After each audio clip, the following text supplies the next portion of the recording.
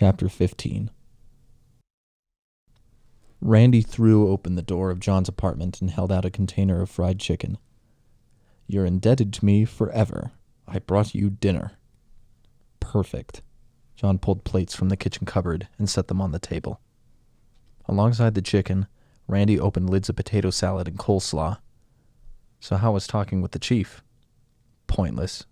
John returned to the kitchen to grab some silverware. "He supports Landerson." "I told you." Randy shot John a knowing glance when he returned to the table. "It's the only way administration knows how to work. Unproductively." He slid the silverware toward Randy. "You told me to talk to the head, and I did. So now what should I do?" With a plate heaping with food, Randy took a seat. "About what?" John slid into the seat across from Randy, his plate almost mirroring his friend's. "About my patient?" "Oh, no." He held the drumstick up to his mouth. "Don't ask me. You're the certified shrink." Then he took a bite. "But you can give me an unbiased answer." Randy's eyebrows rose up. "I can?" "Dr. Landerson thinks I'm preoccupied, and Dr. Gravers is promising me success if I leave the situation alone." John stabbed at a potato. "They think I'm too inexperienced to know what I'm doing. So what should I do?" "What do you want me to tell you?" Randy reached for another piece of chicken while John still hadn't taken his first bite. He used the fork to point out his thoughts to Randy. "Should I support administration, or should I be true to what I think needs to happen for my patient?" "You really want to know what I think?" "Yes." John nodded his head, then stuck the fork in his mouth. "Okay, who hired you?" John finished his bite, then said, "Dr. Gravers interviewed me, and I was hired from there." "But it wasn't your patient who hired you." "Of course not. It was administration." Randy went for his third piece of chicken. "They are the ones who hired you. They are the ones who deserve your devotion. End of story." "What are you saying? I thought you agreed the place is run poorly. There are too many rules and restrictions stopping progress." "I do agree with you, but I also want to make sure you've thought through things. It doesn't matter whether it's a place of integrity or productivity. They own you. That's the bottom line." John looked at his plate and used his fork to stab at some loose thigh meat. "They don't own me." "Of course they do," Randy said between bites. "As soon as you were hired, as soon as you took on the name of a Clearcreek employee, as soon as you stepped into that building with the intention of staying, you gave up a portion of your freedom." John set his fork against his plate and stared at the meat attached to his fork. "I went there to help people, to help pull them out." He picked up the fork again. "Help them see what's true and real." He looked up at Randy. "I'm trying to give them a better life." Randy shrugged. "That might be your reason. I went into teaching to help improve children's brains. But our reasons don't change the fact that our work has some control over us. A part of you now belongs to Clearcreek." "Randy, stop." His fork landed back on his plate. "That's not right." "I'm just trying to help you understand. You've been in school too long. Now you've got to understand the unwritten rules of our world. You chose to join your forces with a certain facility, so you owe them a certain amount of allegiance. It's that simple." He scraped around at the last bites of food on his plate. Whereas John had hardly touched his meal. "But what about my patient? Does she even want this, John?" "I think she wants it more than she realizes." "Is it worth it? Is she worth it? Your bosses are telling you not to worry. They want to take care of it, so let them. Otherwise, you're going to lose opportunities. You sure you want to risk that?" "I know what you're saying, but what kind of life is she living? She's already been there too long. There has to be a better place for her." "Maybe."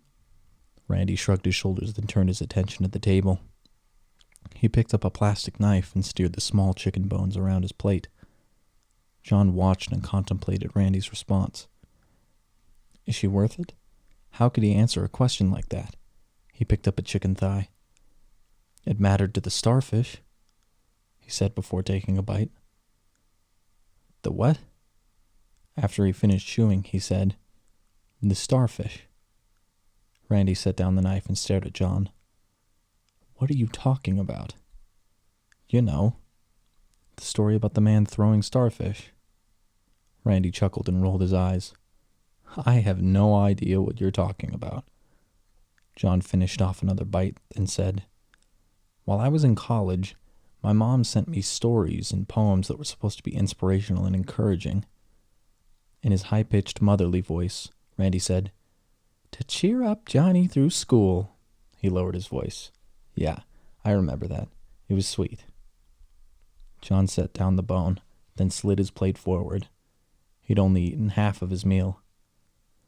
Well, I wouldn't have remembered any of them, but I used this one for some freshman project. It got stuck in my head. All right. Randy used a napkin to wipe off his hands.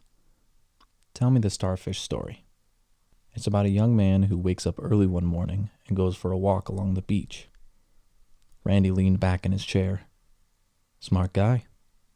Anyway, he sees this old man picking up starfish and throwing them back into the ocean.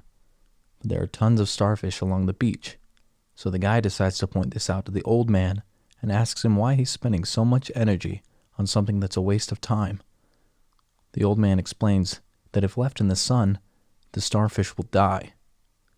The young man points out that there are thousands of beaches and millions of starfish, so how could this man's efforts make any difference? The old man looks at the starfish in his hand, throws it back into the ocean, then says, It made a difference to that one. John paused, then said, Rebecca's my starfish.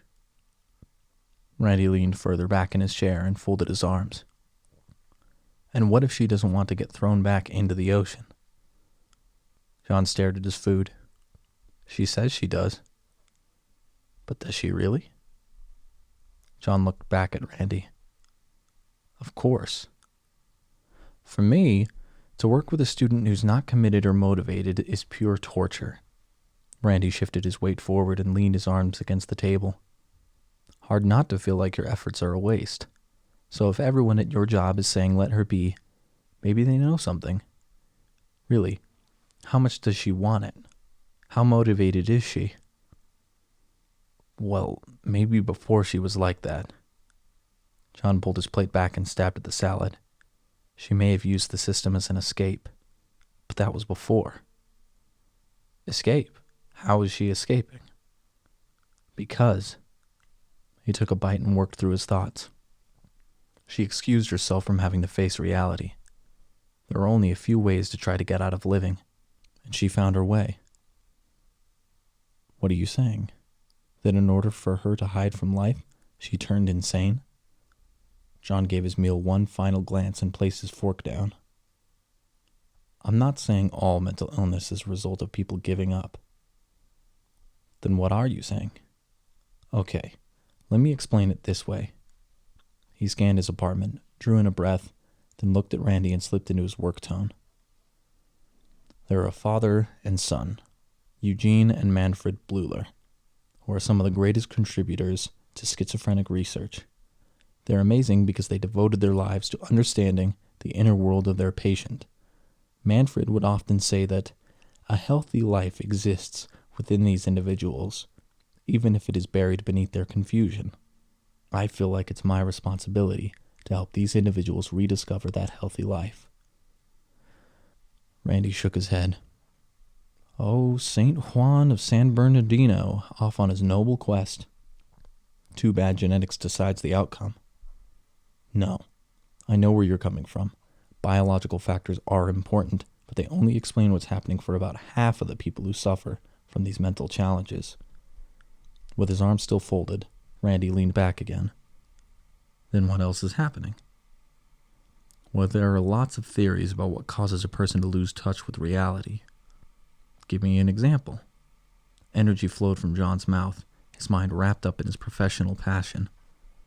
There are theories about incorrect views of the world, or errors in how a person thinks, acts, or adapts to life, or ideas about relationships and how they shape someone.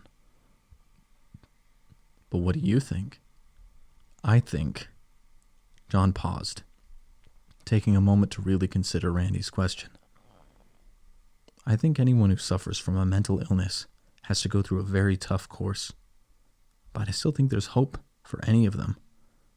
What's required are strong willpower, self-discipline, and a desire to regain control over a mind that's become their enemy.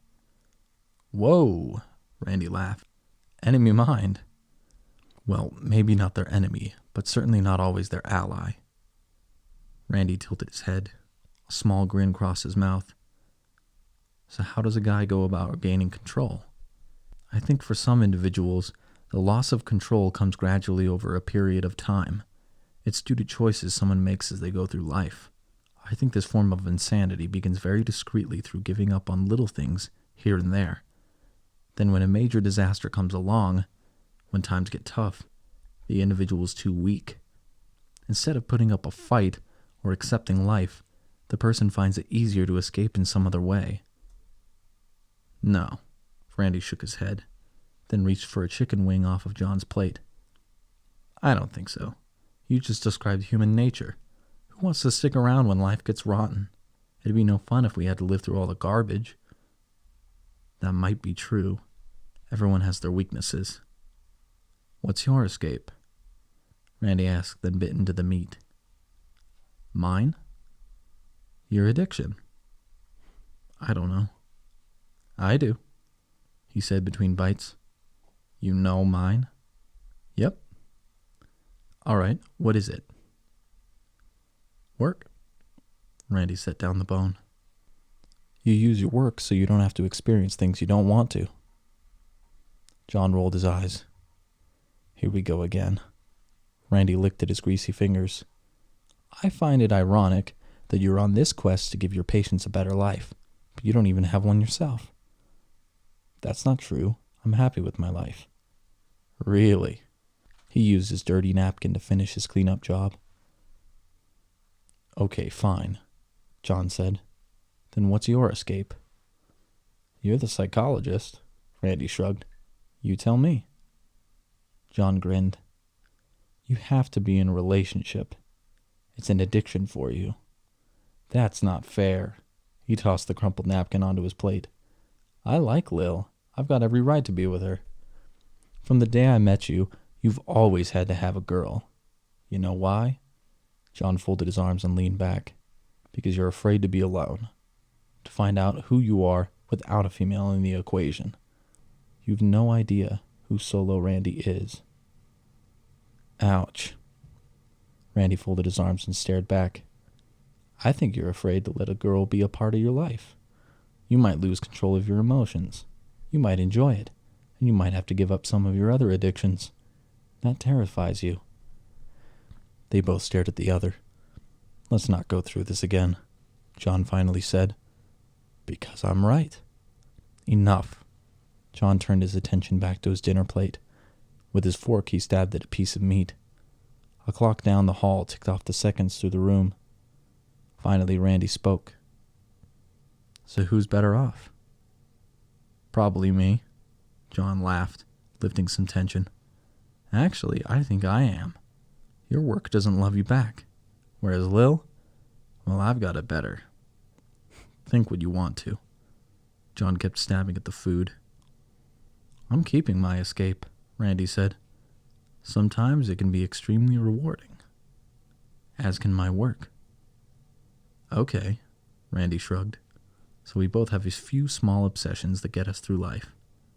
That doesn't mean we're headed for the loony bin. Maybe you are, John laughed. That's only because you like to make me think more than is normal for an average guy. Well, John's face broke out into a grin as he set down his fork. If you can't take it, just remember, no matter what ward I cover, there'll always be a bed for you. Aren't you kind? But it wouldn't be a surprise if you ended up in the bed next to me. Randy smiled. Honestly, you really think if someone is having a hard life and they try and get through it by using an escape, they're in trouble? Maybe. So a guy goes out for a drink or watches too much television to avoid dealing with some problems. Does that mean he's going to go psycho? If that's really what you think, maybe you're the crazy one. That's not what I mean. Just by trying to avoid life's challenges doesn't mean anyone's prone to a mental illness. However, certain individuals do have that disposition, and they have a harder time facing things. The more they find pleasure in escaping life's challenges, the harder it is to return back. Insanity becomes more gratifying than fighting reality. Interesting ideas you have. Well, in a way, it's true for all of us. Everything starts out as a choice, and the more we resort back to that behavior, the more it develops into our character. Eventually, we can't stop that behavior. We don't have the control or freedom we once had compared to when we made the initial choice. But we, as the general population, still have a greater control over our mental capabilities. Isn't that wonderful? Randy laughed. I can keep my bad habits, and I won't be viewed as some terrible threat to society. Because you know how to conform, so the public doesn't view you as a threat or abnormal. Randy rolled his eyes. Thank you, Doctor, for restoring my confidence. Once again, I can fake my way through society and convince my fellow citizens that I'm a mentally secure individual. There you go. In exchange for dinner. John waved his hand over the meal's remains. I gave you a free therapy session. I believe it was more like Sanders' soapbox. Randy looked at his watch. Speaking of unhealthy addictions, I've got Lily coming over in 15 minutes. A huge grin spread across his face. Got to run. He stood, stretched his legs, then headed for the front door. With his hand on the doorknob, he stopped. Hey, so what are you going to do about your patient? John released a heavy sigh. Good question. I guess I do my best. I was asked to work with her, and I wouldn't respect myself if I tried to do less. Hopefully, at some point, Landerson and I can agree on what should happen to her. Well, good luck. Thanks. Randy opened the door, then said, Oh, and by the way, for the record, as far as escapes go, if it was between your work or my girlfriend, I'd have to say my journey to the brink of deranged banishment is far more enjoyable than yours. Have a great night.